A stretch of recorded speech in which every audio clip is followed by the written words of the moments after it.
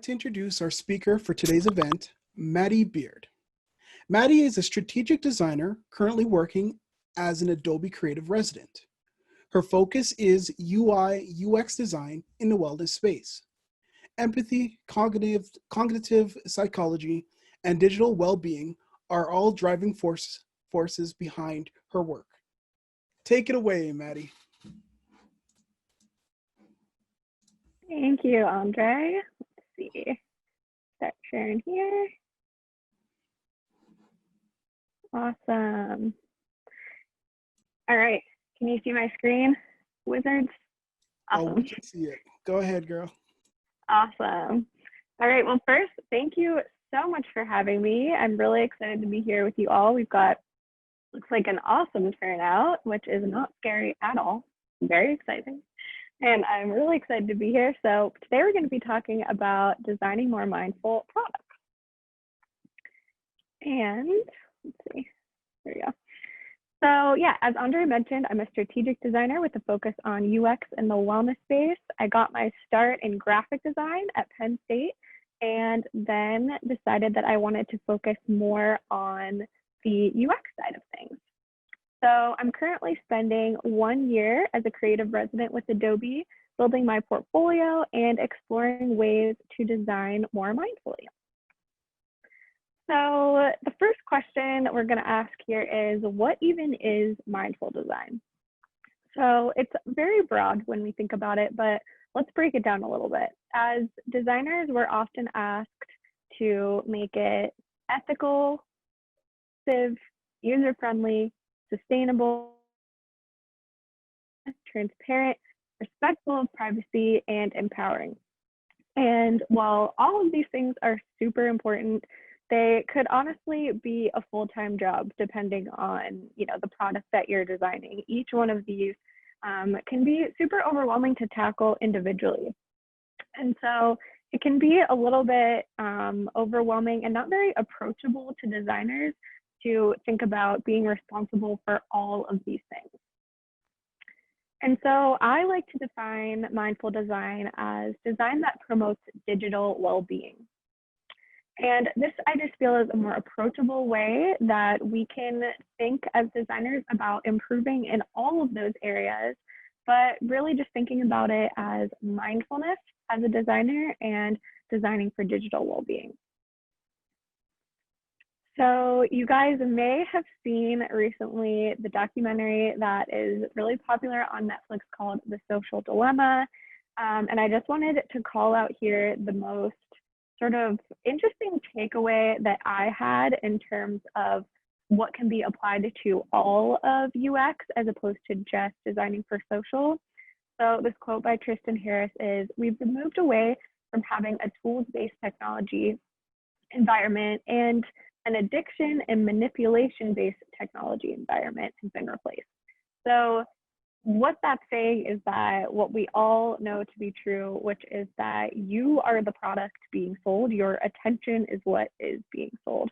And so when we talk about what we do as designing tools, I think we need to move more into designing actual tools as opposed to things that, yeah, there may be tools, but also there's a whole lot behind them that are really harmful and brings us further away from digital well-being. And so what they give in the metaphor, as a metaphor in this film, is a pair of scissors, I believe it is. And so if we think about our relationship with a tool, like something as simple as a pair of scissors, we don't have a very complicated relationship there. It sits there, and whenever we need it, we go pick it up and we use it, and it's very useful for, very specific needs, but then we can put it down and walk away. And that really is a tool, but a tool, our phones and social media and these products that a lot of us are designing for, but also using, we can't just call them tools. They're a lot more than that really need to be considered. So that introduces us to why digital well-being is so important. So as you all know, we're quite literally living on our devices. 66% of Americans check their phones more than 160 times a day. And that sounds crazy, but I could definitely put myself in that camp. I'm definitely no different, even though I work in tech and know I'm aware of all of these things. 1 in 3 Americans have taken steps to improve their digital well-being in the past year, and more than 80% of them have said that this has had a positive impact on their overall sense of well-being. So we're aware of these harmful effects. As a society, we are craving more intention and well-being in the digital world. So it's a really good time to be thinking about and prioritizing mindful design. But this isn't just about screen time. So in the documentary, if you've seen it, and what we all think mostly about when we talk about ethical design and being addicted to our phones, a lot of what we're talking about is screen time. But even if we're not designing for a social media platform or something that has a business model based around our attention, it's still important to think about the person's perception of the relationship they have with that product, and then in return, a company and technology in general. So this goes well beyond social media. As designers, we want to facilitate a positive, healthy relationship between humans and our products. So that's what we're going to be talking about today. So first, let's just take a look at another example here, Instagram's infinite scroll. This is just an example of something that is not so mindful. So if you're brand new to the whole idea of mindful design, we can think about these and another example in contrast with one another to really understand it. So why is the infinite scroll not mindful? Well, because we're taking advantage of people's attention and we're trying to keep them on the app as long as possible in order to sell ads. And so let's contrast that with this email client called Tempo.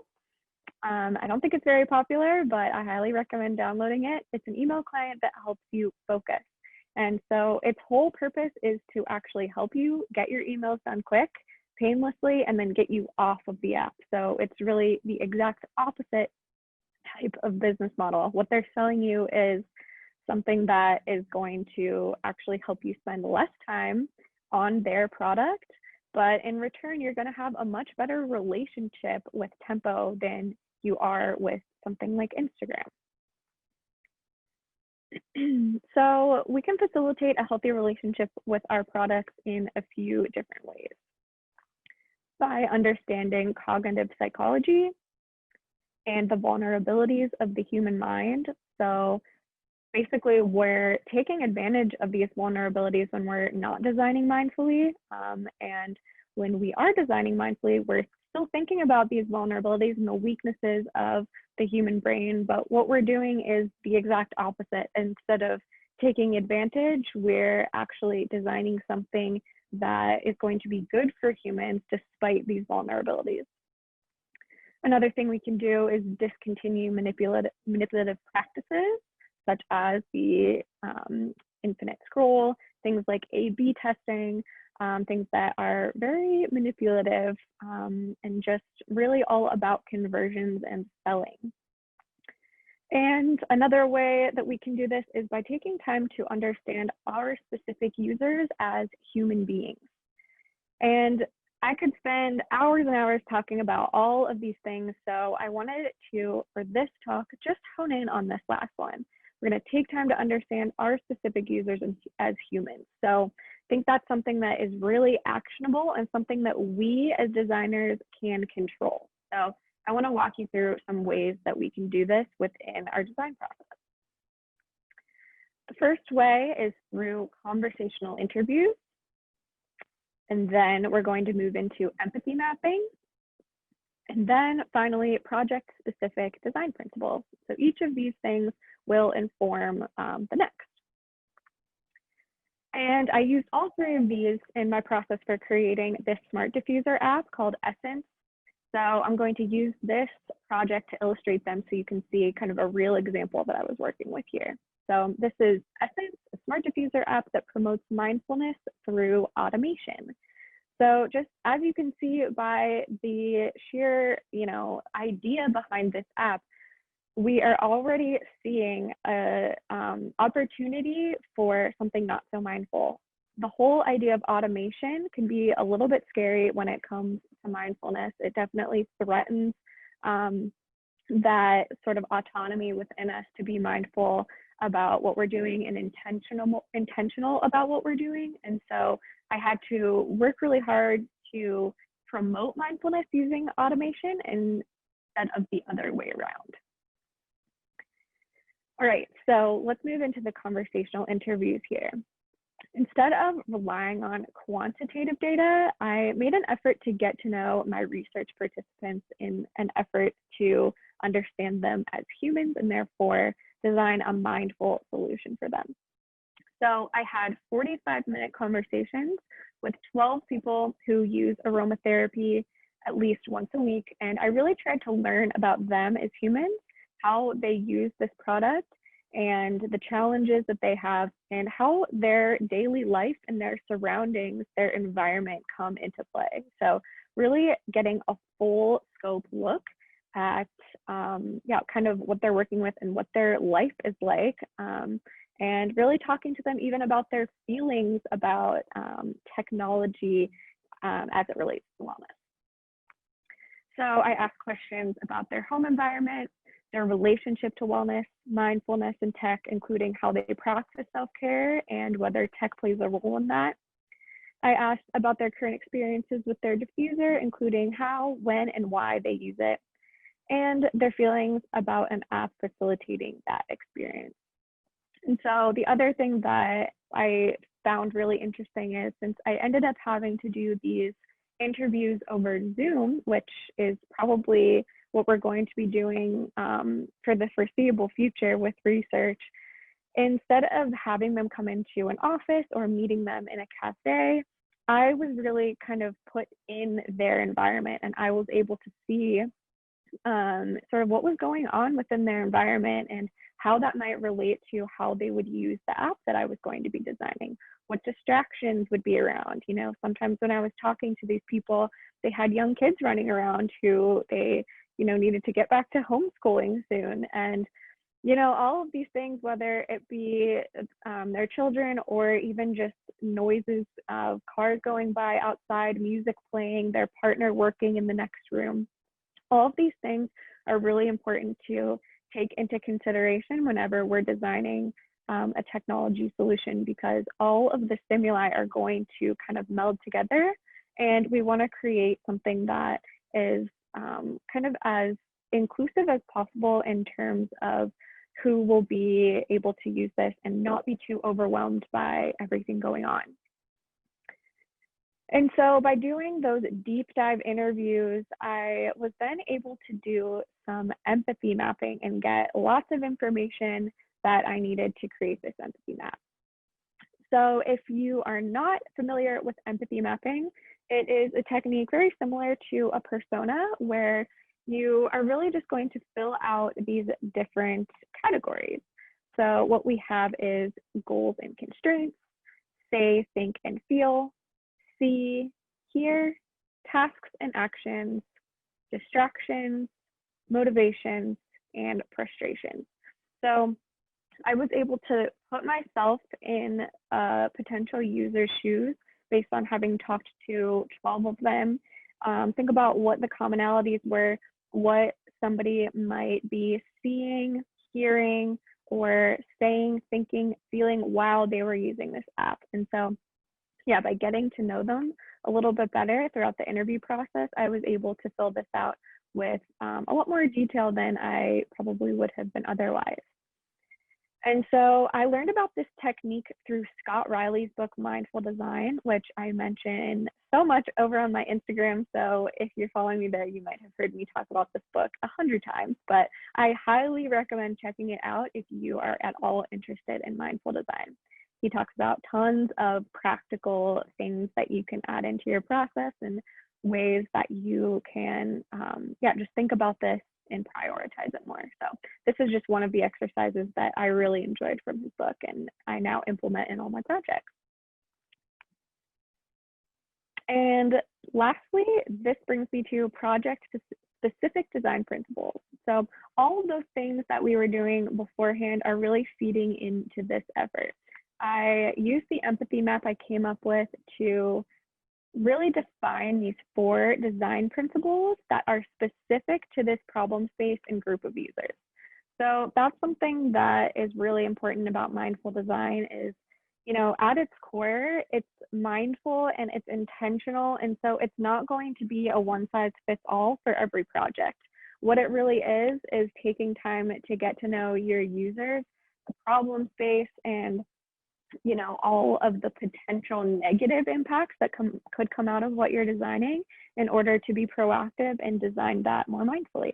So that is really what this is all about, is coming up with these project-specific design principles and not necessarily coming up with a framework that's going to work for all your projects.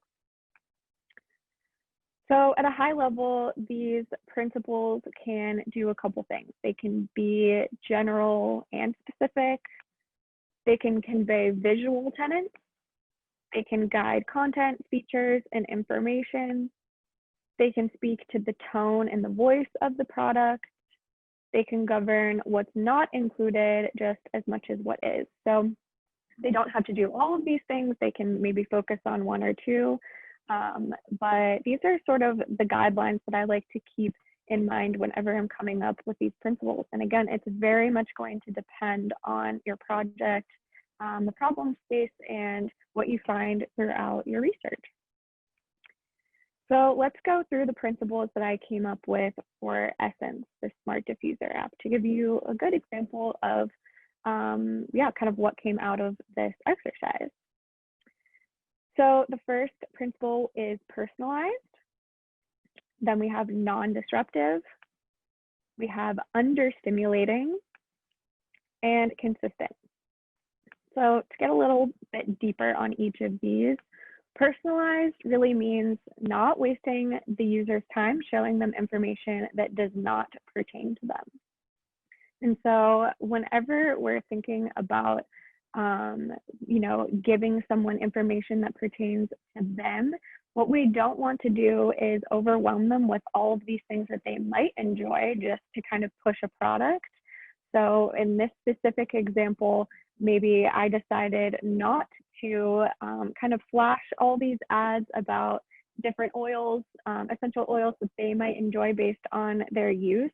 But instead, I actually ended up just showing them whenever they ran out of an oil that they already used. So that's just a way to be a little bit more mindful and take into consideration this personalization without going over the top and kind of being disruptive, which is another principle. So the app should feel like a personal guide and self-care tool all in one. That was something that's really important to the users when I was speaking with them. Next, we have non-disruptive, which goes back to what I was saying before. But more than that, it shouldn't interrupt their daily life, but it should actually facilitate their daily life. And as a result, I ended up using very few notifications, and the notifications that I did design are, few and far between, and they're very intentional and actually helpful. And so we can think about this also from a business perspective. I don't know how many of you still have notifications on for annoying apps that send you notifications all the time.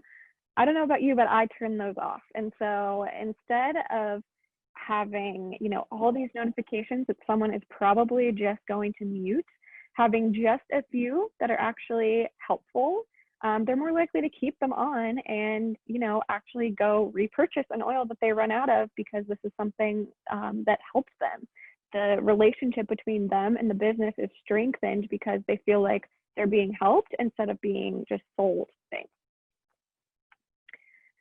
Next, we have understimulating. So I know this is not a word, but it gets across kind of what I'm going for here. I mentioned in the interviews that there was a lot going on with the people that I was interviewing, and that's probably just a result of COVID and having children around, even people who lived on their own felt like they just had a lot going on in their lives. Everyone's busy and everyone has, notifications constantly on their phone and just news coming at them all the time. So no matter who you are or, what your environment is like, overstimulating content is the opposite of what we want.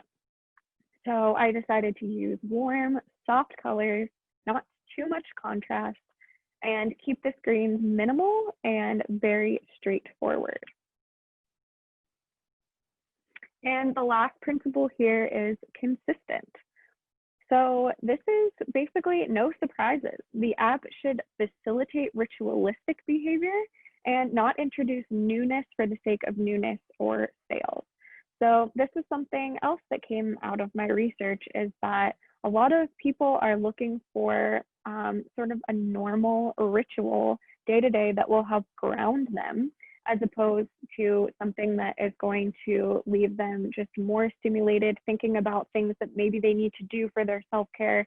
We want to simplify it. We don't want to make people think that they're not doing enough. We want to help them do something that helps them consistently every single day. And so basically what my app ended up doing is showing a way to have users set up these rituals so that, for example, every single day at 5 o'clock, they could set up a ritual where their diffuser would diffuse a really calming oil, and that would help them, kind of subliminally think, oh, I need to log off work and start to calm down for the evening. And so that's just one example, but that is really what came out of all of this research, that people need is that type of, kind of stimulus that helps them develop healthy rituals within their day.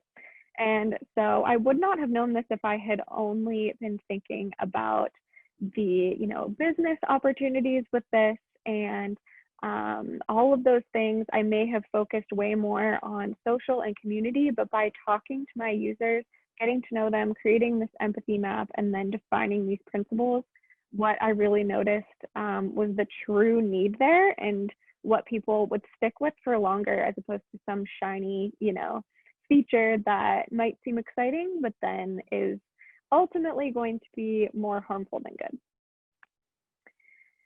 So what are some challenges that we may face when it comes to designing more mindfully? Definitely balancing with business goals. And I think a way that we can combat that is by showing our work and showing what we've done in terms of research, showing that empathy map as a sort of reasoning behind what you're doing and why it will actually help achieve business goals by strengthening the relationship with those using the product. So always kind of presenting your work will really help in getting everyone on the same page. So I would recommend, if this is a challenge that you face whenever you're trying to design more mindfully, that before you even start the design process, after you've done research or even just gathered research from your research team, depending on how your company works, what I would recommend is coming up with these principles and then presenting them. Whether you take some time to talk them through with the team and the stakeholders, or you send just a compelling PDF, it can really help for everyone to get on the same page in the beginning. And that way, whenever you're designing and you're making decisions intentionally, if you have anyone who maybe disagrees with what you're doing, you can have a really productive conversation about what's working and what's not, and how to compromise based on coming back to those principles that everyone agreed on in the beginning. So that's what I would recommend in terms of combating this challenge with business goals. And same goes for aligning with the whole team. Get on the same page beforehand, and then you won't have to scrap a bunch of things and sort of, move away from your more mindful ideas just to get the project done. Align early on, and you hopefully won't face this quite as much.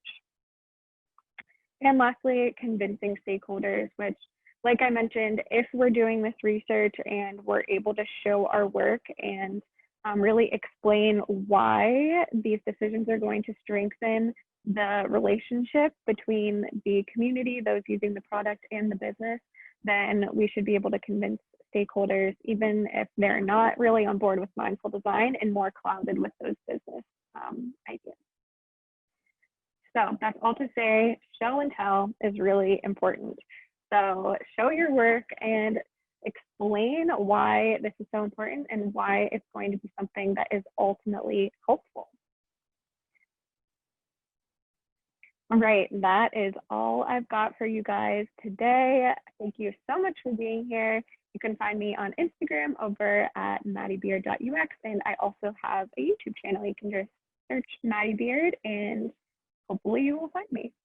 But yeah, thank you so much. And I think we're going to move on to questions with Andre. Awesome. Thank you so much, Maddy. Learned a lot. Wow, that was a lot. Yeah, it was really cool. We got a lot of questions in the Q&A and also some other things. And at this time, we'll open the floor. If you do have more questions, please feel free to ask it in the Q&A section. It's in the Zoom right underneath. Just press ask question or Q&A and we should be good. So my first thing I wanted to talk about, you had mentioned, the social dilemma and some of the things that you were talking about in mindful design. Now, have you ever seen a TV show called The Startup? I have not. Okay, so it's a pretty good show. Okay. I would recommend it. Now, the reason why I bring that up is that one of the problems that even through all the drama, one of the main things that people were having a problem with was to get funding to continue the business.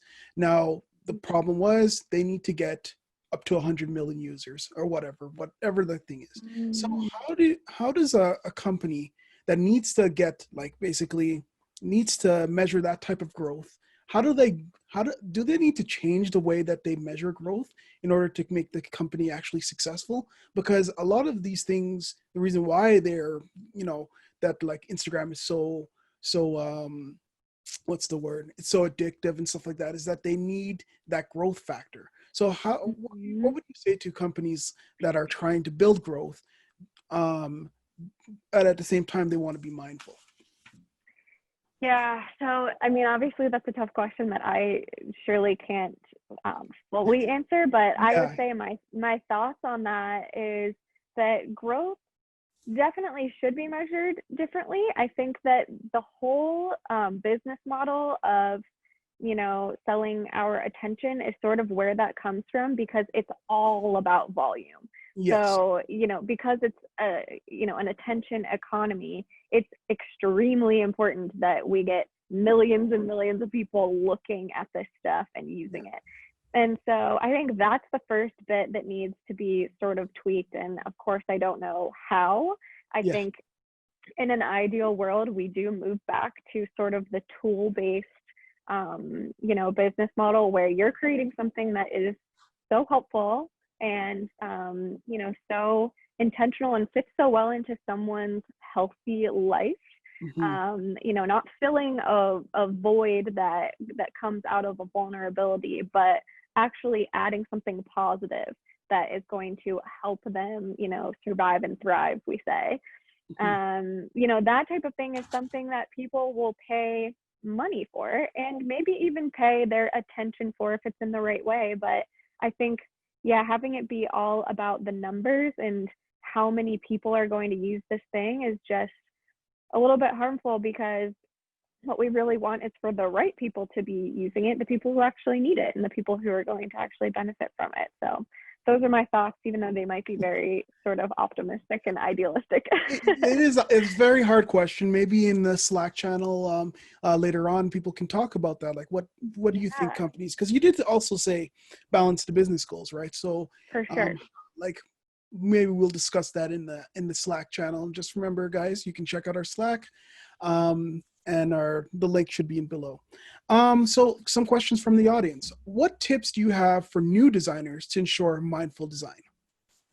Good question. For new designers, I think for new designers, it's almost easier because we haven't been sort of conditioned to think about conversions and, the best practices that really underneath it all have kind of biases towards this type of business model, and it's all about conversion. So I think if you're a new designer and you're interested in mindful design and designing more mindfully, learning more about human psychology, cognitive psychology is really important. Just, it doesn't have to be that you take a 12 credit class on the subject, but just read a little bit about it, get a little bit more understanding and empathy.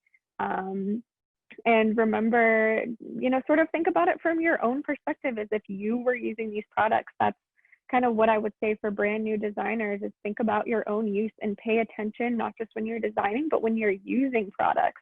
Think really critically and be sort of, just be critical about what you're using. Think about maybe how it could be improved, and think about all the things within ethical, mindful design whenever you're using products. Would be a good place to start. Okay, that's awesome. You guys hear that? Think about other ways. I like that. That's very cool. Second question, or third question, I guess. How do you maintain human-centered mindfulness in design when we are moving towards an increasingly data-driven world? So biometrics, IA, and machine learning. Yeah, so I think that's all about transparency, honestly. I think that, yes, if we're going to move in that direction, I think it might be unavoidable. But as long as we're being transparent and there are some rules in place, and it's not just sort of,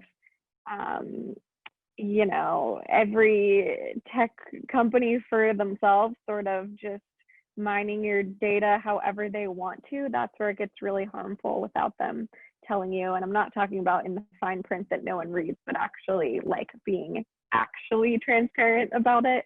I think is really important. That's awesome. This is a question that came up early in the chat. I think it was something that you had spoken about. But why is A/B testing manipulative? Yeah, that's a good question. So with A/B testing, what we're really doing is it goes back to transparency, right? So what one person is seeing might not be what another person is seeing. And so we see A/B testing with so many different things, like even pricing. There can be A/B testing around pricing. So the price actually changes depending on who is looking at the site. Let's give like a hotel booking site, for example. Headlines change, layout changes, colors, all of these things that aren't really, they're not telling you what's being changed. So you don't actually know when you're looking at something if you're being experimented on. And that's really kind of what it's about. When you really step back and think about it, you're kind of just part of a human experiment, and and you have not consented to that. This is not like an actual study, in academia where you are, actually consenting to these things, and that you're being a part of a study. It's just happening to you. And so, I think transparency again is important there. And because you can actually turn on, there's a Chrome extension that you can turn on. I think it's called Pessimizely, that shows you whenever you're seeing an A/B test, which is really interesting. So I would recommend doing that. So it's so funny because I used to be an email marketer myself. So I would do email A/B testing depending on like subject lines, because I want to know more about the customer, but I never really thought about thinking on it on a different level, that I'm actually manipulating or trying to manipulate someone to read your content, right? Because technically that's what I want, right? And when I find out which one is better, I will use that subject line, and I'm manipulating people to come, you see my thing. Oh, wow. To follow that as well, can A/B testing, quantitative data, and focusing on conversion be used for positive and negative purposes? Or is it always a negative tool used to drive less mindful product decisions, right? Yeah, so that's a good question. I think that nothing is black and white. I think that if you're transparent about this A/B testing, like for example, I see people going on their Instagrams all the time and saying, hey, like this is just kind of a silly example, but which YouTube thumbnail do you guys like better? So you're actually, that you are being a part of this tests. Like someone is being really transparent about, hey, I'm choosing my thumbnail. I want to know which one's going to do better. And I want to know from you guys which stands out. So you can either swipe past that or you can vote if you would like to vote. And so that's just one small example of how you can do something like an A/B test more transparently. Let's see, what was the other, like quantitative data? Yeah, I 100% agree. Quantitative data is not always a bad thing. I think my point in saying that qualitative data and these really deep conversations is really helpful when used alongside quantitative data. And so, yeah, all of these things that you're talking about certainly have their place, but I think it's just being intentional about them that is really important. Wow. Yes, that is great. What kind of tips could you share for convincing stakeholders with some of your own projects? Convincing stakeholders about About mindful, yeah. Yeah, I think it really just comes down to the very individual case. So basically what you want to do is back up your decisions and articulate your decisions in a way that is going to sort of help both sides, because that is what it's about. Of course, these are still businesses that you are working for and they have to meet their goals, and that's just as important, but it shouldn't come at the cost of, the people using the products. And so I think what you want to do is be really upfront about the fact that as a designer, your goal is to balance those two things, and you're going to help them understand why you're making these decisions. And so you might have to compromise sometimes, especially you don't have all the power here, but I think it's just important that you do make your case for what you think is best. And if you have to compromise, so be it. But there's no point in not trying. It's better to try and sort of pitch what you think is the best solution. So just articulating your decisions and explaining the why behind what you're doing based off of your research and based off of data is super powerful. Okay.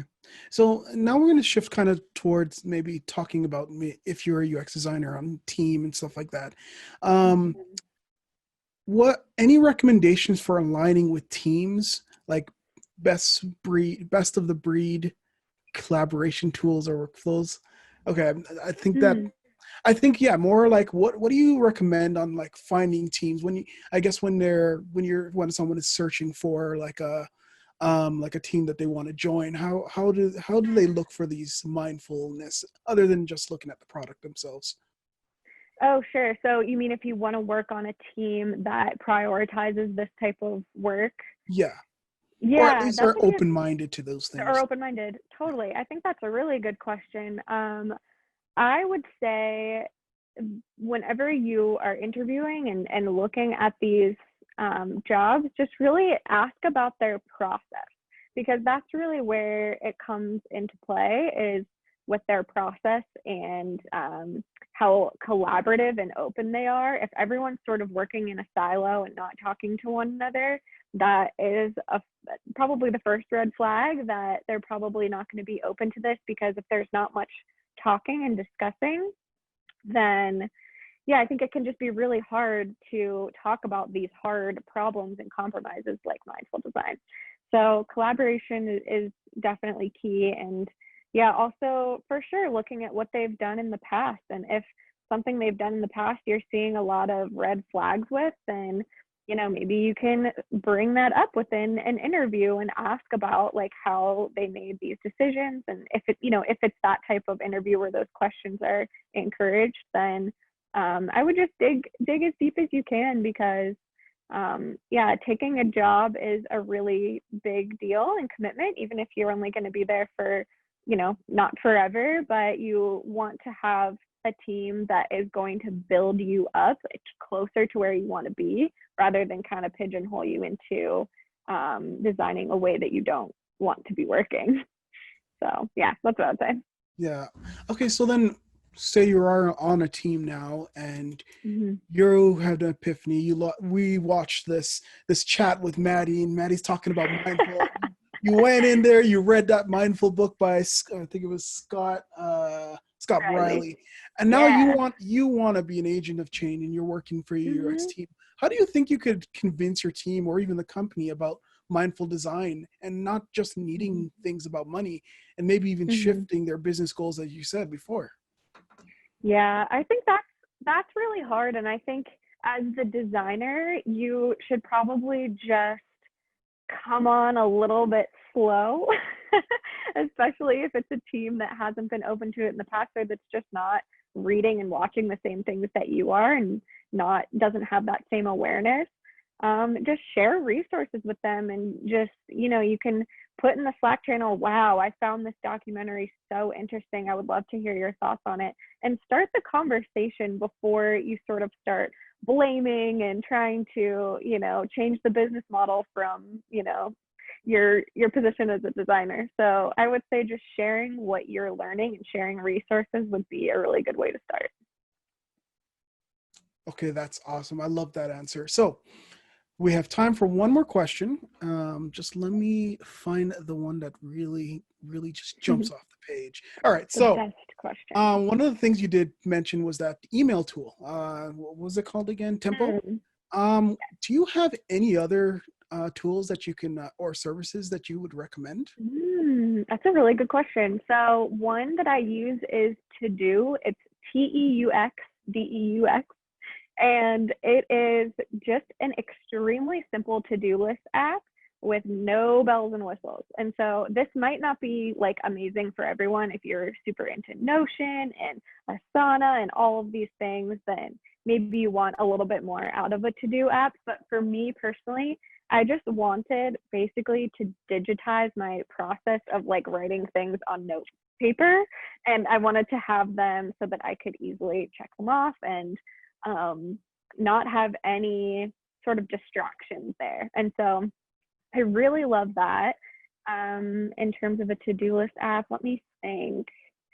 I'll have to think if there are any others that are super standout, and maybe I'll throw them in the Slack. But that's a really good question. Awesome. Thank you so much, Maddy, for sharing your Thank expertise you. and insights. You were really good.